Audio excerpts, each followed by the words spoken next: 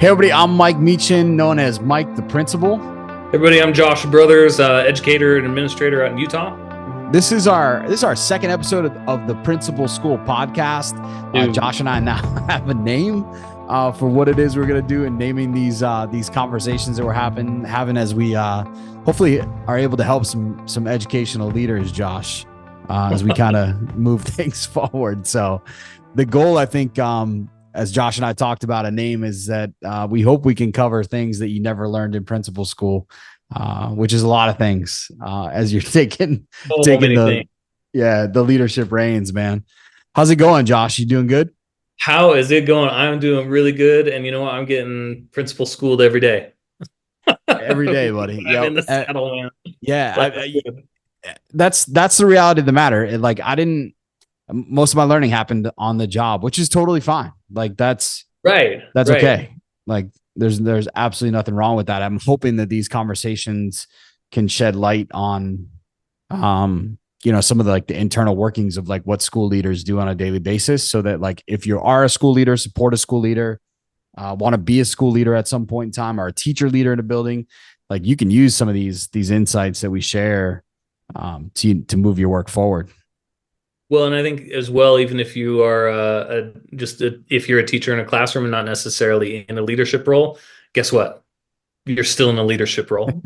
Yeah. Anytime that you're every time you're in front of those kids, you are always the leader in your classroom. Yep. And then the way that you work within the dynamics of the team at the school, you always have that opportunity to provide that leading role, even if it's being a servant leader. Maybe you're taking that task that's been delegated to you, and you're leading by following through on that task. So I think there's an opportunity for everybody there to really embrace that role. Yeah, 100%. It doesn't matter if you're first year teacher, even on staff. You might not even be in an instructional position in a school. For sure, you can take those reins. Today we're talking about crucial conversations. And if you don't mind, do you mind framing that for the listeners? And what do we mean when we say crucial conversations? Yeah, for sure. So anytime that, this is something that became, I think, a lot more high stakes when you get into an administrative position, like when you're working as a principal or an assistant principal. There's a lot of things that are in flux. So you're working with a lot of different populations. That's going to be your student population. You're working and having to have critical and crucial conversations with your teaching staff, or maybe with your teaching team. And then you're also got to work together and collaborate and communicate clearly with those parents that are also a critical component of that entire school environment. But a crucial conversation is something that's defined by three elements. And those elements are going to be that the stakes are high, which means that someone stands to gain or lose something that they want or they don't want to happen. Yep. Opinions around whether or not that thing occurs may vary, and then that there's an emotional component. And so sometimes there's a risk that someone could become a little emotionally volatile. And so what we want to do is be able to help manage those emotional elements and be able to transform them into a healthy dialogue that helps us move towards a solution rather than getting hung up on feelings, if that makes sense. Yeah, there's a lot to unpack there. Well, there's all sorts of conversations that you're going to need to have with teachers. You're in a leadership position. There is a perception that comes with that. And I remember the first day that I was actually in an administrative position and I had a teacher come into my office, and I could tell, whoa, okay, this feels very different, way different than even when I was working on the district level in a coaching role. Yeah. When I went into an administrative role, that dynamic shift, the way that people talked to me shifted, the way that I could perceive their feelings when they came in to talk about things or ask about things was really different. And part of that is the fact that there's that supervisory element to it. Yep. That comes with an implicit understanding that, hey, I have the capacity to really make or break your job. Yeah, for sure. Well, people are definitely aware of that. I think some leaders make it evidently aware that they're the boss. I worked for a principal one time, Josh, that wore he wore a baseball hat around the campus that said boss.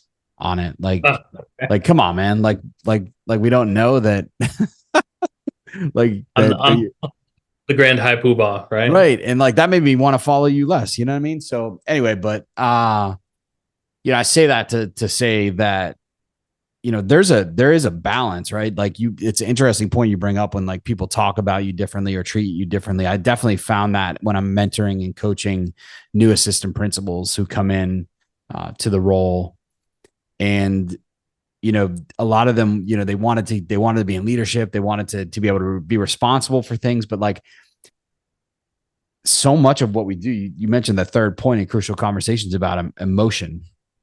Right. Like we're one of the few industries where our business is human capital.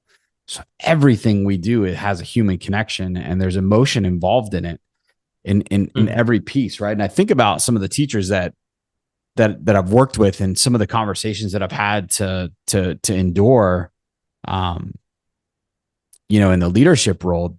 That is hard, and it's really hard to prepare for it until it happens, right? Because like even if you're in, like you Right. mentioned, like you're in a coaching role, right? But then you're not in a coaching role anymore. You're in an assistant principal role, and then at some point you're going to be in a principal role. You may be in a superintendent role someday, and like how do you truly prepare for those conversations without sitting in the chair, and then Yeah. it's hard, man. So there was this there's a book that I read a little while ago. I think it was by Michael Bungay Stinger. It was called The Coaching Habit. And one of the things that he talks about is, and I think that this was really influential for me when I moved into an administrative position, was to be able to take the skills that I'd learned as an academic coach and then move those into the building as I was working together with teachers. Because it was very easy for me to then transition quickly into a healthy dialogue around a coaching conversation. And Yeah. so anytime that I provided feedback, I was able to lower the threat level of receiving that feedback, because what that dynamic is expressed as is to create a habit of consistently offering opportunities to better your people. Right. Yeah. Anytime that I interact with you, that's just going to become part of the natural conversation. That's just the habit that I'm going to try to develop. And one phrase that has really worked for me when starting to enter into those conversations where I do need to provide some of that feedback is three words: permission to coach. So that way, when I'm having that conversation, we can be talking about some of the struggles that they've got in their classroom, something like that. And then I might have thought and be like, oh, okay, I can see. Thank you for sharing so much that this is something that you're struggling with. Permission to coach. And Yeah. that's something that I think where what you can do is, rather than avoiding those conversations to avoid hurting someone's feelings, what you can do is you can actually lean into that conversation and lower the threat level by stating your intent, Right. and you're not catching someone off guard. Yeah. And that's been a really great tool for me when I'm trying to have a good conversation with a teacher about something they might be struggling with, or that I see that, hey, this is something that I think needs to be tweaked, you know?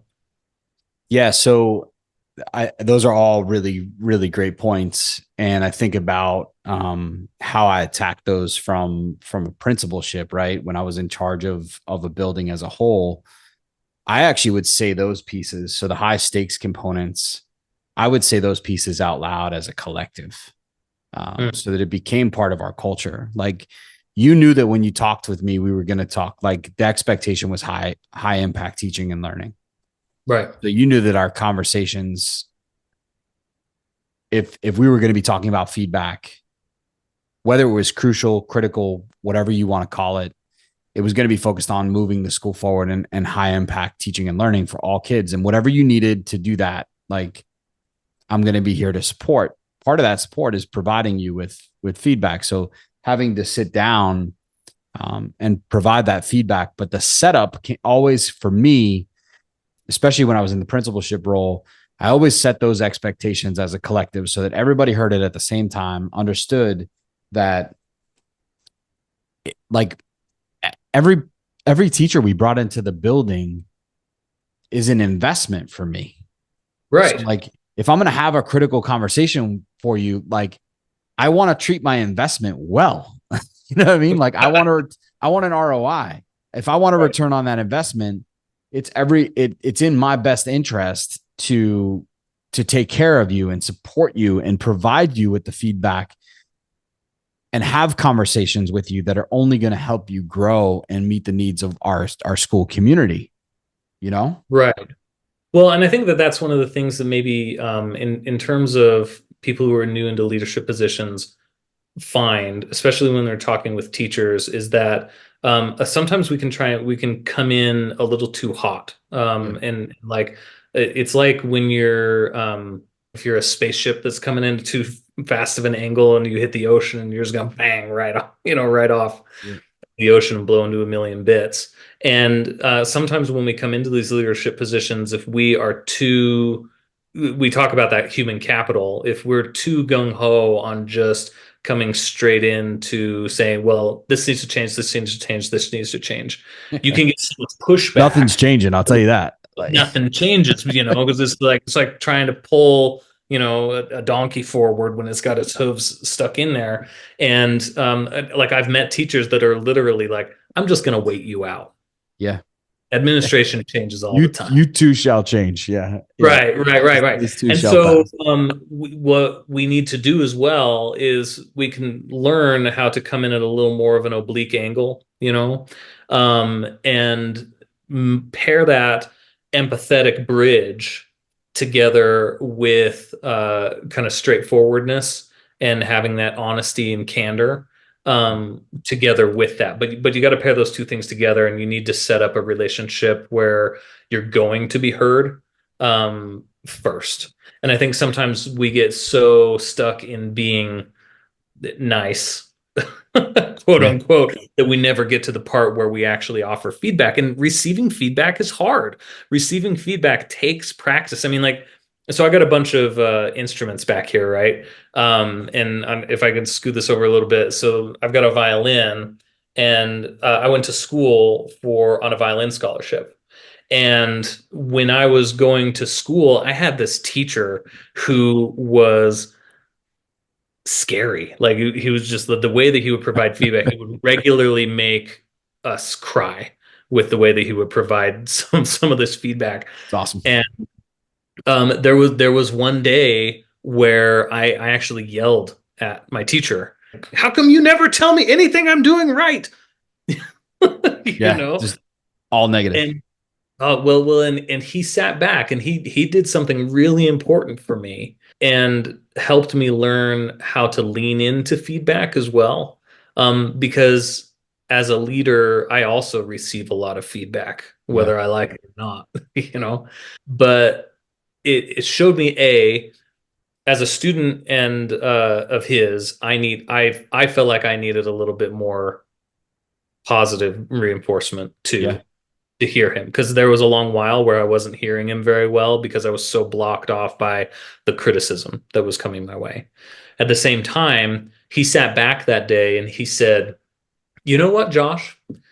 If you will take me out to lunch, I will tell you all the things you're doing right." I was like, "All right, where do you want to go?" Good move. And he's like, "But how much time are you spending playing the violin?" And he said, out of those 30 to 40 hours, I get 45 minutes to catch things for you. Right. So you don't practice them into a bad habit. And because I care about you, I'm not going to waste your time during this precious 45 minutes. Yeah. Caressing your ego. Our time is limited. Yeah. That's a great reminder. Right. Yeah. Our time is limited. Yep. And so we need to kind of balance that. And so I do try to make sure that I'm providing those positives, so that I'm going to be heard, but then also having the confidence and courage to provide healthy feedback. Yeah. I think in that vein, framing is something that I would consistently work with my assistant principals on, and something that I needed to reflect on is how I was going to set these conversations up. Cause I think that piece is so important, and how we frame feedback. You don't have to be nice about it, but like always nice is not the right word. You know what I mean? Because like I always am coming from a place where students are first, Hmm. teachers are an incredibly close second, Right. and then everybody else comes after that. But like, you knew when I was going to frame our conversations about things that needed to change or improve, they were going to be focused on those two things. I think about other stakeholders that I would deal with, even at the district level. Sometimes I had to have really critical conversations with folks to let them know that, like, you're not in my building every day. Like, I need to frame this for you so you have a good grasp for understanding that students and teachers are first in my building. Mm. And that's what you hired me to do. You hired me to do that as in my principalship role, to put those people first. So when we were, how we frame those conversations, and just like when I would sit down a teacher and have a conversation with them about something that needed to be adjusted or improved upon, they knew that I was going to keep students front and center in that conversation. So how I frame that is really important, because you mentioned, like, do this, do this, do this, like your violin teacher, Dr. Wong. But like, Dr. Wong probably could have framed that in his feedback in a different way as well. I agree you have a Yeah. very short amount of time, but at the same time, like, how we frame that is so important in our Well, it work. wasn't until he framed it that I actually started hearing him. Mm, How yeah. much time was lost up until that point where then I exploded Yep. because I was emotionally volatile there, right? In that moment, right? We talk about those crucial Yep. conversations. That emotional volatility is an element of it. And luckily he had the wherewithal to not yell back at me, but he provided that context Yeah. for me. Fine. And if he had provided that earlier, I think I probably would have heard him earlier. I probably would have worked harder for him earlier. Yeah. But after I had that context, I worked so much harder for him. Man, are you kidding me? I really tried to make sure that I wasn't that because he wasn't going to be wasting my time. I didn't want to waste his time by not coming prepared. So Yeah. I think you're right on the money there by providing that framing. Man, that is so important. And the earlier we can do that, the better. So I mean, you say I'm going to provide that framing with all of the teachers all together Yep. as part of kind of my institutional Yep. culture. Yep. And I'm also going to do that when I enter into that hard conversation. And that's important to do not just with the teacher, but to do that with a student, or to do that with a parent too, provide that framing, that background so they can actually hear you. Yeah. So let's shift gears over to students, and kind of how that, what it looks like from the student perspective when we're having critical conversations. I know when I'm dealing with students in particular, I spent a majority of my career at the high school level, did some middle school work as well, but I tried to always be real with kids, um, in terms of, regardless of what the topic was. And I think back about some of the conversations about, the home life that comes into school that we have to talk with kids about. It might be the choices and decisions that they're making, either in school or sometimes even out of school. What are your thoughts around, like, how do you set that up, right? Like, because, like, how do you set up those high stake conversations with kids? What's that look like? Oh man, you're asking the important questions, right? And I think that at the very beginning of it all, you need to really know your heart with that when you're working with kids. And that's actually in the Crucial Conversations book. That's one of the very first bullet points, is that when you're entering into healthy dialogue, you need to know where your heart's at with this person, right? Because kids can sense from a mile away whether They you've know. got it out for Yep. them Yep. Right or off the whether bat. you actually care about them, Yeah. right? And I've sat in on some pretty heavy disciplinary situations and a lot lighter disciplinary situations, from kindergarten all the way to the 12th grade. Yep. And there's this one gal that I've worked with that is just watching her have discussions with these kids is one of the most amazing master classes in that healthy dialogue that I've ever seen in my life, because these kids will start with their arms crossed and not wanting to do anything and go anywhere with it. Break By it the time down. she takes 3 minutes to break it down of where she's coming from, these kids are just like, I don't want to make you mad or disappointed in me, Yeah. because she genuinely cares about where you're coming from and just has so much horse sense about how the way that she phrases things, the way that she looks, and the way that she engages with these kids is either going to set them on edge and pit them against her. Whereas where she's coming from, knowing her heart and explaining where she feels about things with these kids, that they just immediately want her on their side, and they want to be on her side. Yeah. And I think that is so the what Crucial Conversations kind of walks through is they bring up about 8 different points of having a healthy dialogue.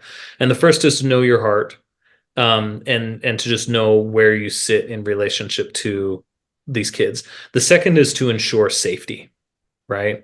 And so a lot of times we can come in too hot on these conversations too by just threatening of a suspension or some other thing. You're out of here. Yep. Or whatever. If I don't like the way that you answer my questions, you're out of here, type of thing. And so if you can ensure that safety, that lets them know, hey, we want to work this out, because look, man, I'm not here to send you to Fredville prison, but my job is to help make sure that this school is safe and that you are going to be able to work here along with everybody else.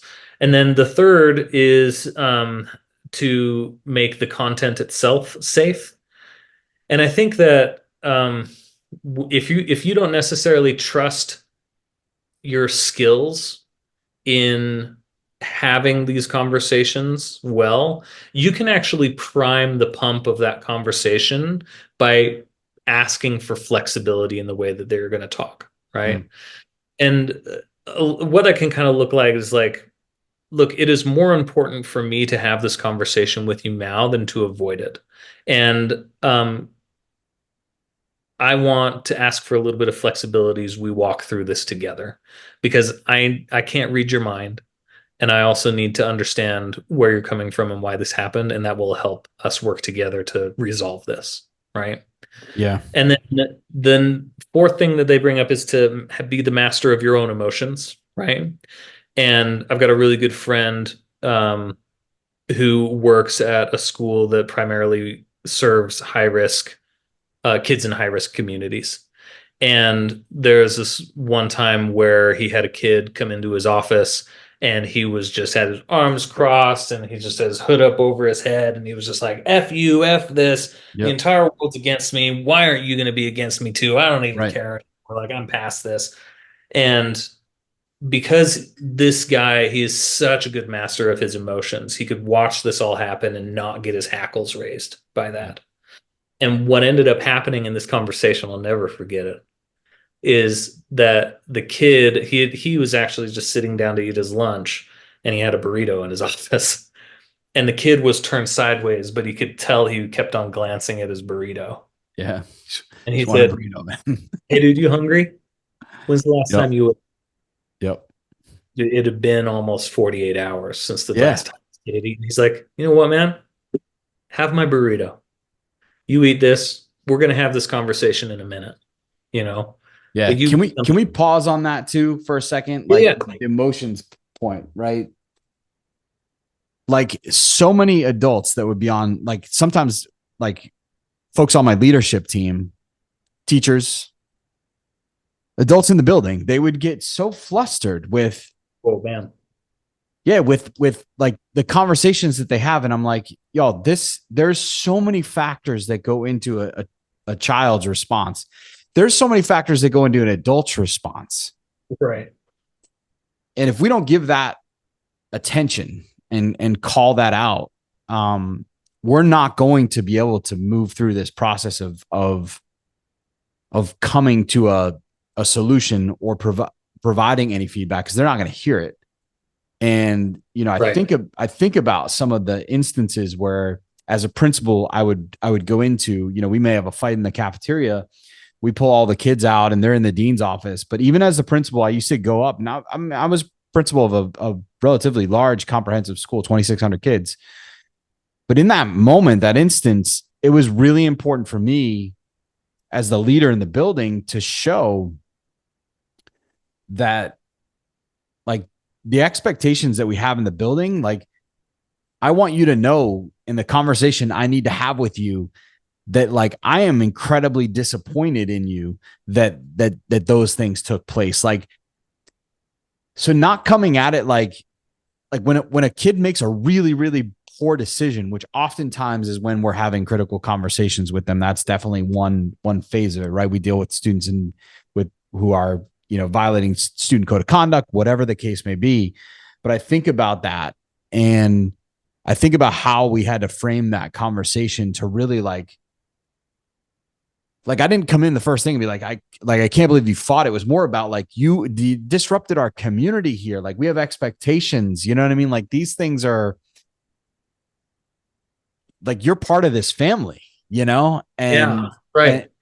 like, I want you to understand, like, how important the conversation and the follow-up conversations that I'm going to have with you, why they're so essential in, Right. like, in you changing whatever it is I need for you to change. And I guess that, yeah, that's the same. Like, whether I'm dealing with, I still would, that framing of like understanding the importance of the things that we're going to discuss.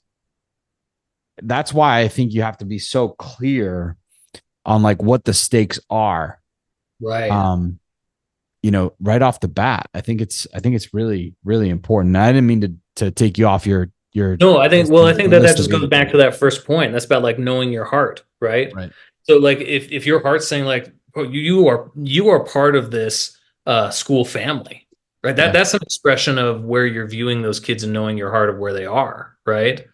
And and I think that knowing your heart can also help you master those emotions, because it's like with our own children, Yeah. it's like there's so many things that we can do, and we can either blow up at them, or we can be the masters of our emotions and then be able to work with them and guide them and help them to learn and to grow, because I would much rather have a kid uh have a serious incident and figure something out in school than after graduation, when the stakes are way higher for Yeah. them as an adult, right? And if they can learn that lesson now, and this is the and I happen to be the person who's around to help provide that learning opportunity, great. Let's work through this, let's figure it out, and let's learn from it, grow through it, and move forward. And there will be rare cases where you have to take that next step and kind of remove them from the school environment to keep everybody else safe. Yeah. But I think that's the exception and not the rule. Yeah, it's interesting because I'm like thinking back on our process, just so everybody knows, like, Josh and I, we don't do a lot of detailed prep on the conversations we're going to have. And we do that intentionally, because we want these conversations to feel, like two school leaders just having a conversation about these topics. So, I'm thinking to, like, our, even like the episode topic, right, which is crucial conversations. The content of the conversation that you have is really not the important piece. Like, Yeah. our intent was not to coach you through exactly, here's what you say, here's what you say, here's what you say. It really is about like the breaking those conversations down, and having a framework, if you will, for like how you deliver that information, and I think keeping it in those three realms where, like, you're thinking about the high stakes nature of the conversations, you're thinking about the framing, the opinions, all of those things that go along with, and then, taking into account the emotional nature of the work that we're engaged in. I think that is where we wanted to land everybody in, Right. this particular episode. So I think it's a really good spot. What were that was the fifth. What were the six, seven, Yeah. eight? Four is master your emotions. And then the final four there are share stories, Yeah. so they can relate to why you're having this conversation, right? Yeah. And number Make it six, make it relevant. Don't share lame stories. Like don't right, come right, in as a right. school leader and don't come like, with the, yeah, 100%. So, and share practical stories, Yeah. talk about your own experiences, Right. share things as appropriate, Number six is to explore that other person's path to action. Like, why did they do what they did? Yeah. Because they had a reason for doing Yeah. it. Reflect. Yeah. That's so important. Have that reflection and then move the conversation to results. And so that's like, what is this action going to be? And then from an administrative standpoint, and this is good for any teacher, any administrator, document the conversation. Right. you know, Yeah. that's that's the very last thing. Because if you end up needing to have a conversation again, that makes it possible for you to come back to the original conversation that you had without needing to rely on the old noodle, Yeah. Um, Yeah. I would definitely capture notes. Just recapping, like, what highlighting kind of what the conversation was. right. Everybody these days is using a student information system or something where you can capture that. If you don't, obviously just setting up an Excel spreadsheet or Google Doc that you But can. if I had like one takeaway that I think we kind of came to in this conversation, because I always take something away. I mean, like if this talking about principal school, this is like your school and me, man, because I'm coming away with some great things every time I have this conversation. But what we've kind of circled around quite a bit, I think, is um, stating your intent, right? Yeah. Letting people know what your job is, and then also just mastering your emotions so that you're not making yourself get in the way so that people can actually hear you, right? Because I Yeah. think sometimes we try to have these conversations, but the other party doesn't hear us because we haven't created an environment where they trust us enough to listen. Yeah. Hunter, they will not hear you Right. if they don't trust you. And that is so critical. I just, this past week, I posted some social media content on the nature of school cultures and how cultural work is so under focused on. Like, you can't move a school forward in an environment where people don't have the trust to follow you. Like, they're not there. It's that doesn't work, and that might be a topic that we talk about for a future episode. I do want to hit real quick though before we wrap up on kind of the parent angle of Yeah. critical conversations. And we don't have to dive as deep, but I think about some of the work that I had to do when I was in a turnaround school. Mm-hmm. And I had to, again, collectively have critical conversations with parents where we would almost talk to our community as a whole and say, like, in order for us to be successful, like, you all have to be in this. Like, you can't just send your kid to school and that's it. Like, we have to be in this together. So almost like setting them up, like, when you come on our campus, we're going to talk to you about your kids' attendance, discipline, and behavior. Like, every time you come on campus, we want you to know where they're at. And we want you to understand, like, how critical this work is from the parent angle. So again, explaining whether they wanted to have the conversation or not, how high stakes the work of, especially at the high school level, because we were losing kids. Like, we were losing kids to a variety of different things, low GPAs, not meeting state assessment requirements, just straight dropouts, juvenile detention. Like, I mean, the list Sure. goes on. And people needed to understand, the parents in our community needed to understand that, like, you're part of this equation if we're going to move this school forward. So Right. it's interesting because I'm, like, reflecting back on some of that work. I mean, most of my career was spent working in Title I and turnaround schools too. And I think that for me, that's what I've always seen is like creating student success in schools is a two-pronged effort, right? There's what's going on in the school itself, but then it's also that support the kids get from the home Yep. to just get there. Yep. And parents are really crucial in doing that. And so I think that there are some crucial. I think a lot of times when we think about crucial conversations, we're thinking about when a parent is upset, and we're having to have those hard conversations that happen typically over discipline issues, things like that. But on the other side of things, when we don't mobilize the parent side in favor of the student, I think we're missing a huge piece of the puzzle. Yeah. And some of the most successful situations where I've seen kids actually showing back up to school is when the school made the effort to connect with the parents and have that crucial conversation about the fact that, hey, we want your kid to be here, Yeah, and it we know that works. you love your kid. We love your kid too, and we Yeah. know that you desire success for your kid, and we're here to help your kid have that leg up in life, you know. Yep. And when we made not just phone calls, or like, you know, a lot of times what I see school do is that they'll just, well, we'll just give a robocall to the kids who aren't Right. showing up. When you make a house call as Yeah. an administrator Yeah. to see where that kid's at, oh my gosh, those parents really want to get Yeah. together. It's a whole different ball game. And, you know, my staff, really different. it way different. And my staff and I would have to teach them. And this was at multiple schools, but staff would get flustered sometimes because parents would come in hot. Yeah. Like, Mhm. but I would explain them like, you should not be caught off guard when a parent comes in hot. Like, they're supposed to come in that way. This is their baby. Their kid. Like, this is their kid. So, and if that were me, guess what? I'm coming in hot too. Like, this is my kid.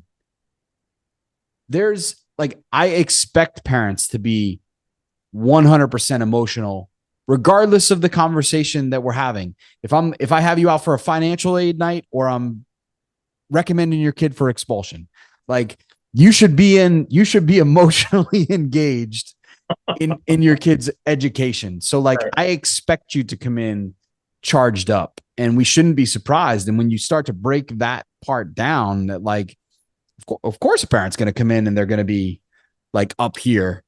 How do we de-escalate, explain As what's the going master on? of that Right. question, right? Yeah. I'm going Like, to have the capacity to help you de-escalate that and get us on the same page, yes. where we're collaborating as opposed to combating. Correct. But I mean, we shouldn't be surprised when they come in and you know, are up here. Like, emotions run high. The process, like, moving kids through a K-12 system to a high school diploma, is one of the most important things that is done in a kid's life.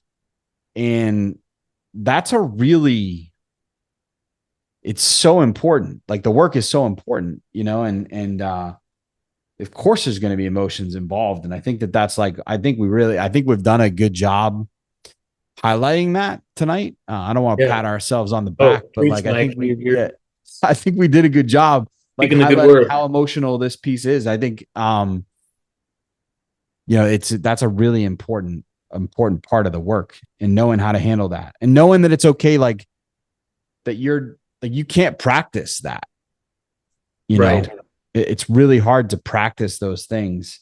You're not going to please everybody.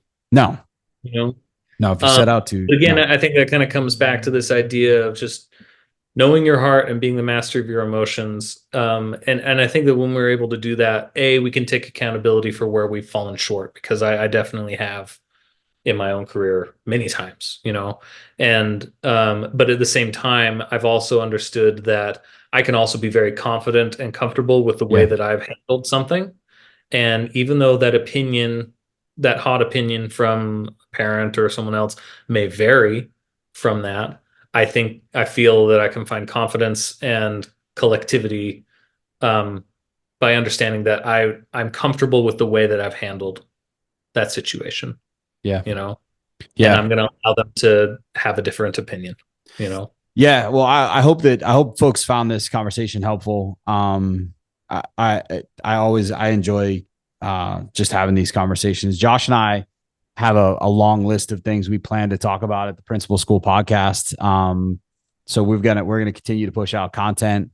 We're excited to be able to talk about some of these topics things that you'd never learned in principal school that we think is so essential to moving the work forward in the school building district level. And really, this podcast is intended. Josh initially asked me, like, who's our intended audience? Really, if you know a school leader, like, this podcast is for you. Like, if you are a school leader, you're thinking about being a school leader, you work for a school leader, you support a school leader, you're a parent at a school that has a school leader, like, dude, we cover it all, man. Like, these conversations can help move the work forward, because it really does take a collective. And just a reminder, I'm on Instagram. I'm Mike Meechin, at Mike the Principal on Instagram. So you can click to follow me there. I publish content throughout the week and just share different things. Josh, where can they find you at? You can find me at Schwabros87 on Instagram. You can also look up my TEDx talk on YouTube.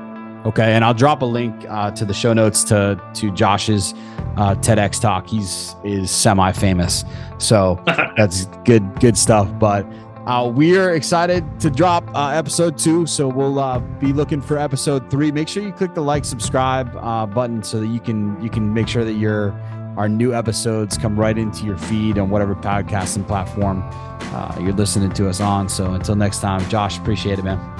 Hey, thanks, Mike. Keep fighting the good fight. All right. Catch y'all later. See ya.